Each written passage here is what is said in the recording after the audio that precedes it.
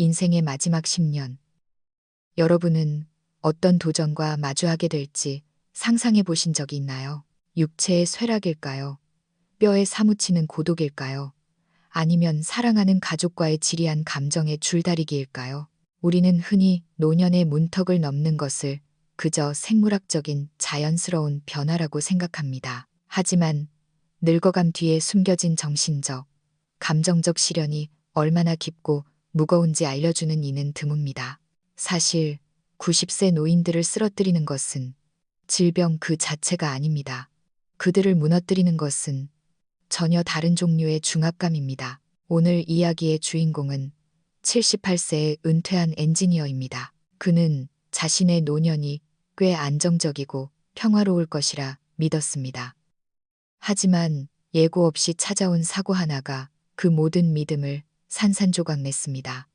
그는 상상조차 못했습니다. 인생의 황혼기에 세 가지의 치명적인 고비를, 그것도 하나보다 더 아픈 시련들을 연달아 맞이하게 될 줄은요. 단순히 나이를 먹는 것이 아니라 피할 수 없는 벼랑 끝에 서게 되었을 때 우리는 어떻게 해야 할까요? 인생의 마지막 전투를 맞이할 준비가 되어 있을까요? 오늘 우리는 이 노신사의 세계로 들어가 그가 인생의 세 가지 치명적인 고비와 어떻게 마주했는지, 그리고 그 삼중고 속에서 어떻게 운명을 바꾸는 선택을 했는지 함께 걸어보려 합니다. 사람은 젊었을 땐 능력으로 살고 늙으면 정돈으로 산다고들 합니다. 제 나이 올해 78입니다. 서울의 한 오래된 빌라 4층. 엘리베이터도 없는 그곳에서 십수년째 혼자 살고 있습니다. 아내는 일찍 떠났고 자식들은 진작에 가정을 꾸려 나갔습니다. 처음엔 적응이 안 되더니 살다 보니 혼자만의 고요함도 나쁘지 않더군요. 제 삶은 시계태엽처럼 규칙적이었습니다. 매일 아침 6시 정각이면 집을 나서 근처 공원으로 향해 가볍게 체조를 합니다. 예전만큼 다리가 날렵하진 않지만 동작 하나하나엔 힘이 실려 있습니다. 동네에서는 제법 정정하기로 소문난 노인이었죠. 돌아오는 길엔 시장에 들러두부며 생선, 신선한 채소를 사옵니다. 집에 와서 즐겨 먹는 된장국이나 누룽지를 끓여 먹습니다. 소박하지만 영양만큼은 꼼꼼히 챙겼습니다. 오전엔 신문을 읽고 베란다 화분을 손질하고 오후엔 차를 우리며 라디오를 듣습니다. 가끔 아래층 사는 최 씨가 올라와 장기를 두곤 했는데 승부보다는 말동무 삼아 나누는 대화가 좋았습니다. 매달 나오는 연금 200만 원이면 혼자 쓰기에 차고 넘쳤습니다.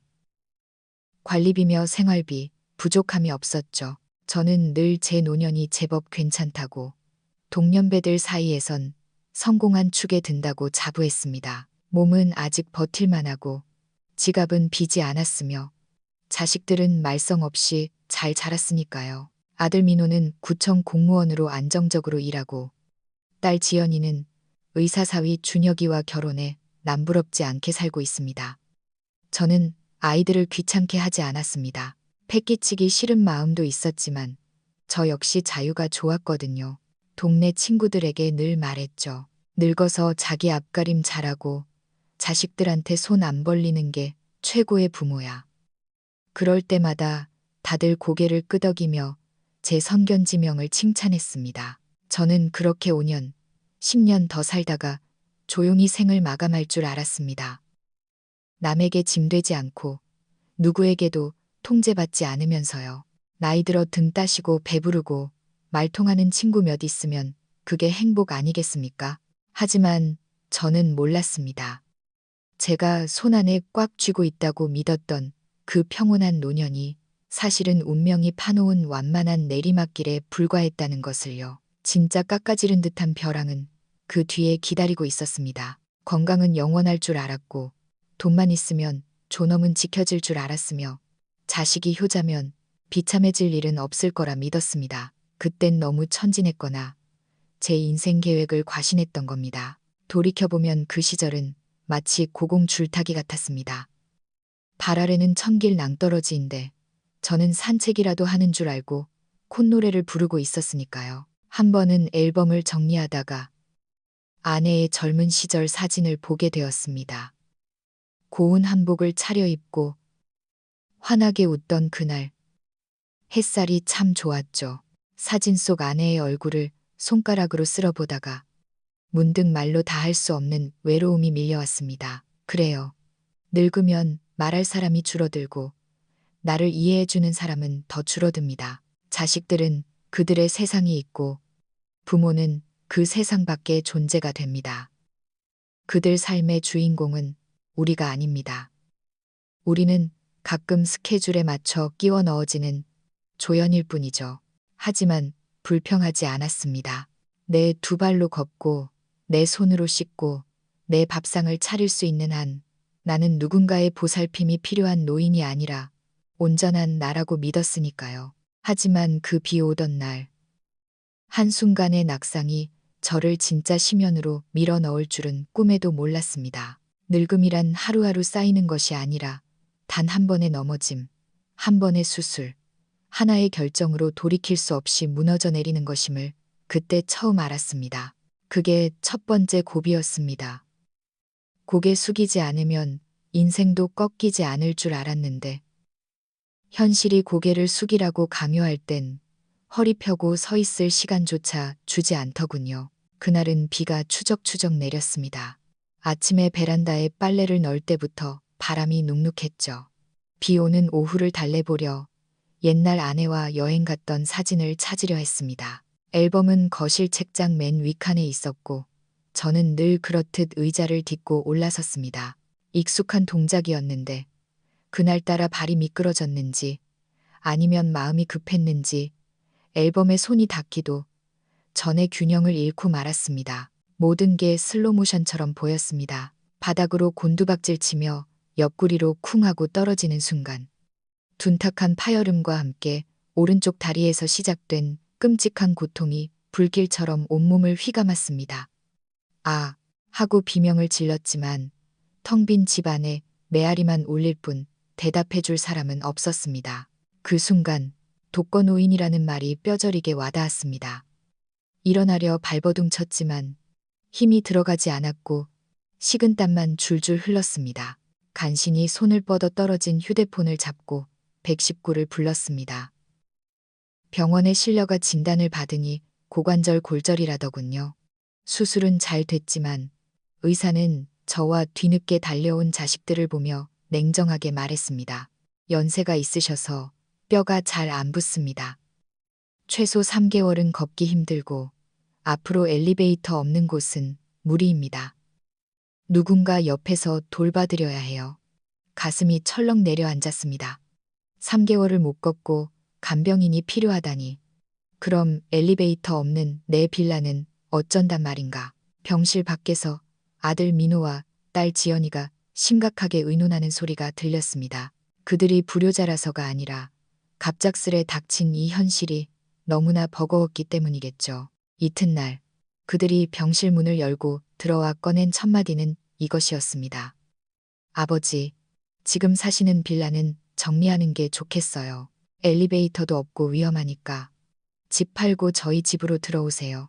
저희가 모실게요. 가슴 한구석이 덜컹거렸습니다. 그들 말이 논리적이고 현실적이라는 걸 알면서도 내면 깊은 곳에서 거부감이 치솟았습니다. 40년을 살아온 내 집, 아내와의 추억이 서린 곳, 내 인생의 일부였습니다. 하지만 저는 오래 침묵하다 결국 고개를 끄덕였습니다. 늙어서 고집 부리면 안 된다. 현실을 직시하자고 스스로를 다독였습니다. 집은 6억 원 정도에 팔렸습니다. 꽤 괜찮은 가격이었죠. 저는 돈 분배에 대해 묻지도 따지지도 않고 집 판돈과 통장, 도장을 몽땅 아들 민호에게 넘겼습니다. 그래도 장남이니까, 집안의 기둥이니까. 저는 이 모든 걸 내어주면 평온한 노년과 따뜻한 밥상, 가족의 온기를 얻을 수 있을 거라 믿었습니다. 몸이 나으면 다시 내 삶으로 돌아갈 수 있을 거라고 스스로를 위로했죠. 하지만 집을 내어주고 돈을 내어주고 내 삶의 결정권을 내어준 그 순간 저는 이미 패배한 것이었습니다. 그것은 존엄한 타협이 아니라 자기 포기의 시작이었습니다. 퇴원하던 날 아들 차를 타고 병원을 나섰습니다. 창밖 풍경은 익숙한데 제 처지는 낯설기만 했습니다. 조수석에 앉아 깁스를 한 다리를 꼼짝도 못한 채 침묵을 깨보려 입을 달싹였지만 이내 다물었습니다. 서울 시내에 있는 아들네 집은 30평 남짓한 아파트였습니다. 아들 내외와 손자가 산 지 10년이 넘은 곳이라 짐으로 꽉 차 있었죠. 저는 그래도 문 달린 방 하나는 내어줄 줄 알았습니다. 현관에 들어서자 아들이 말했습니다. 아버지, 왔다 갔다 하기 불편하실까봐 베란다 쪽을 확장해서 공간을 만들었어요. 커튼도 달았고 환기도 잘 돼요. 거기 계시는 게 가족들 동선이랑 안 겹치고 편하실 거예요. 문을 열어보고서야 알았습니다. 그곳은 빨래를 널거나 잡동사니를 두던 뒷베란다를 가벽으로 막아 만든 간이 방이었습니다. 싱글 침대 하나, 접이식 탁자, 작은 선풍기, 벽에는 단열 뽁뽁이가 붙어 있었지만 한낮의 열기는 찜통처럼 차올랐습니다. 저는 아무 말 없이 고개를 끄덕였습니다. 괜찮다. 나 혼자인데 무슨 공간이 필요하겠냐. 며느리 박수진은 어색한 미소로 아버님 편히 쉬세요. 필요한 거 있으면 말씀하시고요. 라고 말했습니다. 그날 밤 임시 거처 같은 침대에 누워 세탁기 돌아가는 소리, 윗집 아이 뛰는 소리, 주방 음식 냄새를 맡으며 저는 잠을 이룰 수 없었습니다. 도심의 소음이 귓가로 바로 쏟아지는 기분이었습니다. 다음 날부터 내 집이 아닌 곳에서의 삶이 시작되었습니다. 며느리는 가족 규칙이라며 몇 가지를 일러주었습니다. 아침 식사는 8시 전, 저녁은 6시, 샤워는 온수비 아끼게 15분 이내로, 밤 9시 이후엔 아이 자야 하니 TV 볼륨 20 이하로, 약 제때 먹고 병원비 비싸니 건강관리 잘할 것. 과일은 성장기인 손자 우선, 겉으로는 합리적이지만 얹혀 사는 노인에겐 족쇄 같은 규칙들이었습니다. 제 침대는 주방과 가까워 밥때가 되면 열기와 냄새가 밀려왔고 손자가 거실에서 숙제라도 하면 숨소리조차 내기 미안했습니다. 가장 기가 막힌 건 제 연금 200만 원까지 관리하겠다는 통보였습니다. 아버님, 생활비랑 병원비 저희가 알아서 관리해 드릴게요. 신경 안 쓰셔도 돼요. 며느리는 웃으며 제 체크카드를 가져갔습니다. 그날부터 제 수중에 현금이라곤 한 푼도 없었습니다. 아들을 못 믿어서가 아니라 깊은 상실감이 밀려왔습니다. 내 손으로 공과금 내고 장 보고 병원 가던 그 주체적인 삶이 사라진 겁니다. 한 번은 이웃 친구 최 씨를 불러 차라도 한잔하고 싶어 며느리에게 2만 원만 달라고 했습니다. 다과라도 사오려고요. 며느리는 잠시 멈칫하더니 말했습니다. 아버님, 그런 건 제가 내일 사올게요. 굳이 돈 쓰실 필요 없잖아요. 아기는 없었겠지만 그녀는 몰랐습니다. 그 2만 원은 과자값이 아니라 내가 아직 무언가를 결정할 수 있다는 증명이었다는 것을요. 평생 공장에서 현장 소장으로 일하며 호령하던 제가 이제는 붕어빵 하나 사 먹는 것도 눈치를 봐야 하는 신세가 되었습니다. 저는 점점 작아졌습니다. 밥도 적게 먹고 씻는 것도 눈치 보고 밤에는 기척도 내지 않았습니다. 마치 나뭇가지에 매달린 마른 잎처럼 바람 불면 떨어져도 아무도 모를 존재가 되어갔습니다. 하지만 이건 서막에 불과했습니다. 두 번째 고비는 훨씬 더 잔인하게 다가왔습니다. 어느 무더운 토요일이었습니다. 에어컨도 없는 베란다 방이 너무 답답해 거실로 나왔습니다. 며느리는 청소 중이었고 저를 보더니 미간을 찌푸리며 아버님, 방이 더 시원할 텐데 왜 나오세요? 라고 했습니다. 저는 멋쩍게 웃으며 차나 한잔하려 한다고 했죠.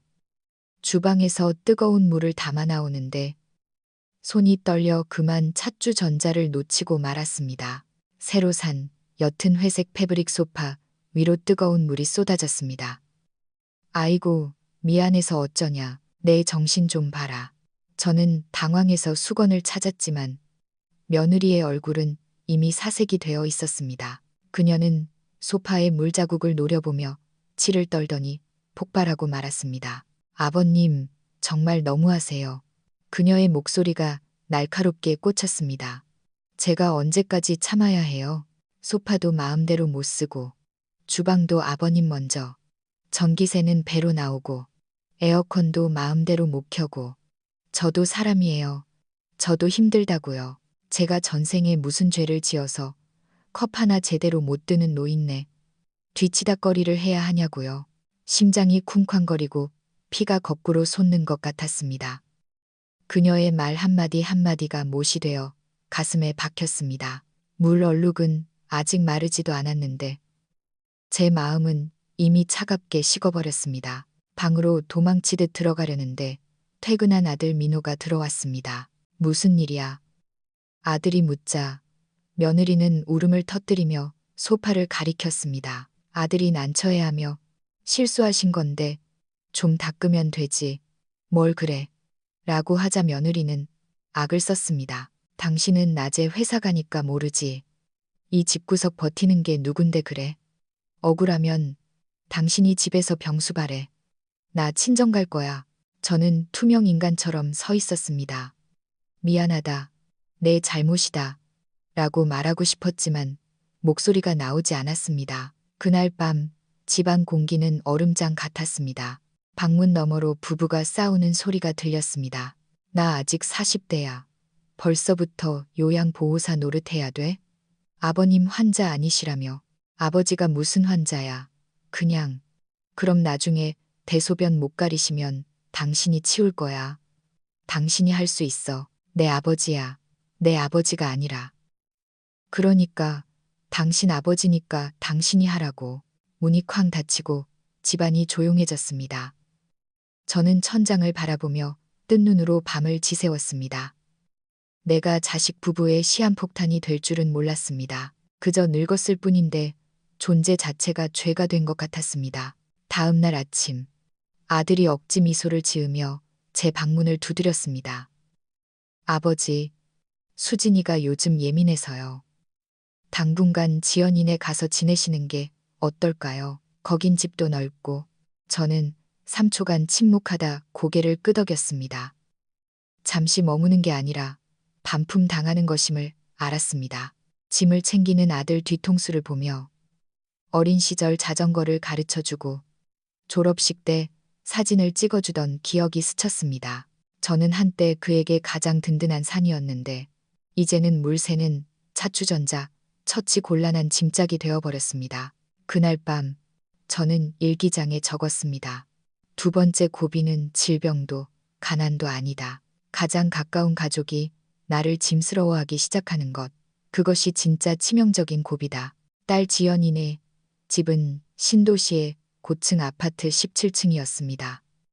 전망도 좋고 바닥에선 광이 났습니다. 은은한 디퓨저 향기가 나는 교양 있는 중산층의 집이었죠. 딸은 상냥했습니다.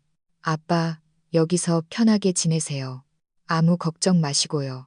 하지만 곧 알게 되었습니다. 환영은 받았으나 머물 자리는 없다는 것을요. 저는 서재 겸 손님방을 쓰게 되었습니다.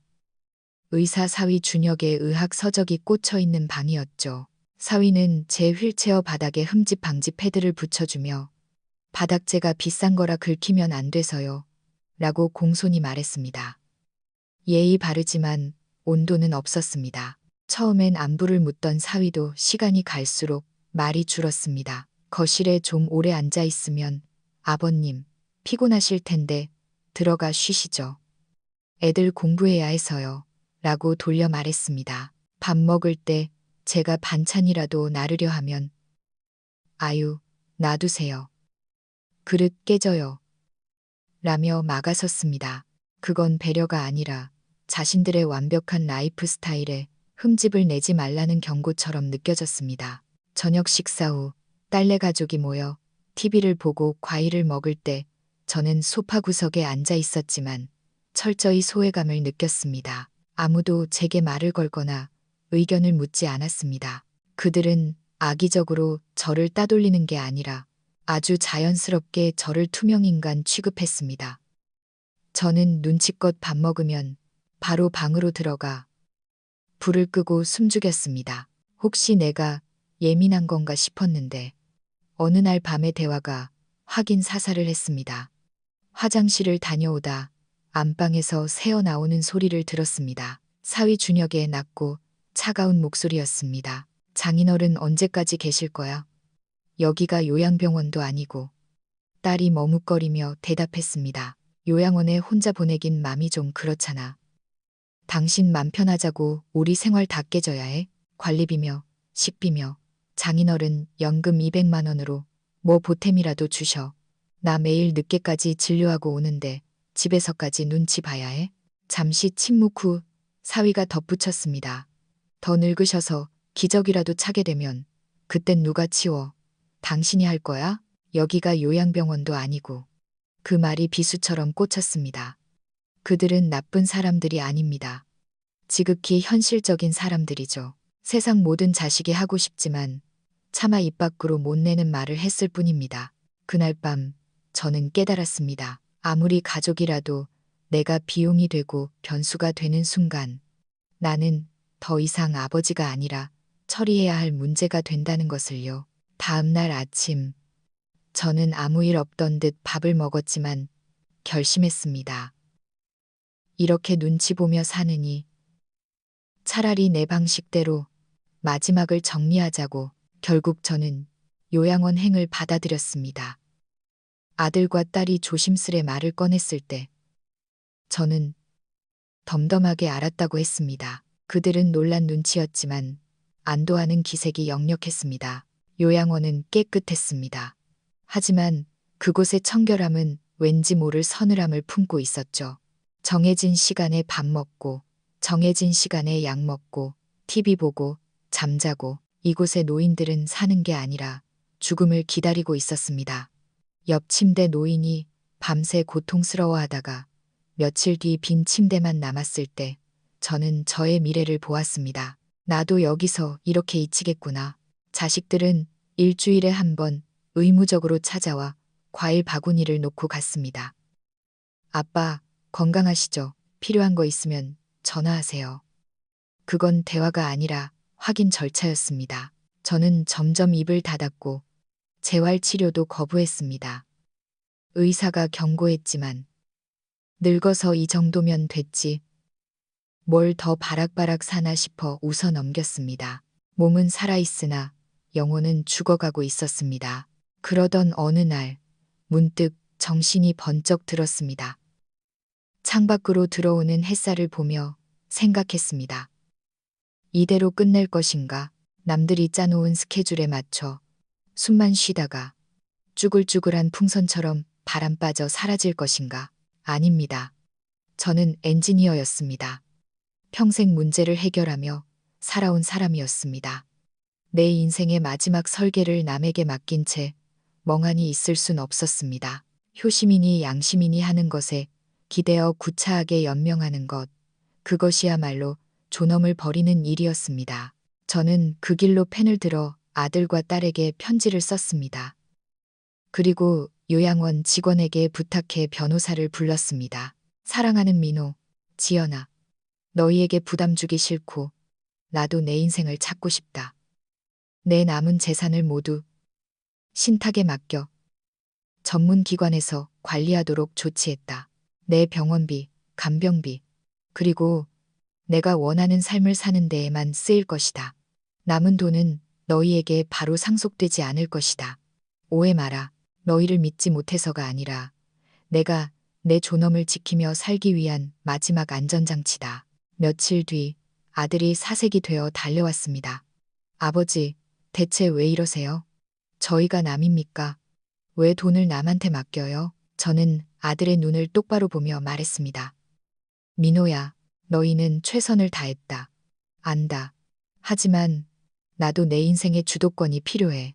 너희의 효심이나 죄책감에 기대어 살고 싶지 않다. 이건 내 자존심이다. 딸 지연이도 찾아와 울먹였지만 저의 단호함에 결국 고개를 끄덕였습니다. 그들도 알았을 겁니다. 늙은 아버지가 짐이 아니라 하나의 독립된 인간으로 서겠다고 선언한 것임을요. 그 후로 제 삶은 달라졌습니다. 여전히 요양원에 있지만 저는 더 이상 수동적인 수용자가 아닙니다. 제 돈으로 제가 원하는 간병 서비스를 선택하고 듣고 싶은 강좌를 신청하고 먹고 싶은 특식을 주문합니다. 더 이상 자식들이 올 때마다 눈치를 보거나 그들의 표정을 살피지 않습니다.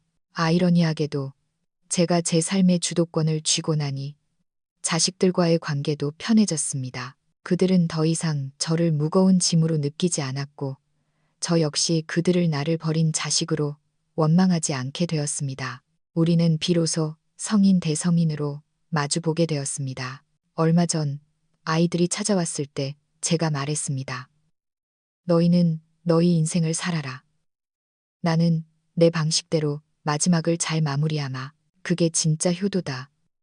그날 돌아가는 아이들의 뒷모습이 한결 가벼워 보였습니다. 여러분, 세 번째 고비는 죽음이 아닙니다.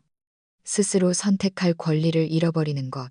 그것이 가장 큰 고비입니다. 저는 비록 요양원 침대 위에 있지만 제 영혼만은 그 어느 때보다 자유롭습니다. 누군가의 부모로, 누군가의 짐으로 생을 마감하지 마십시오.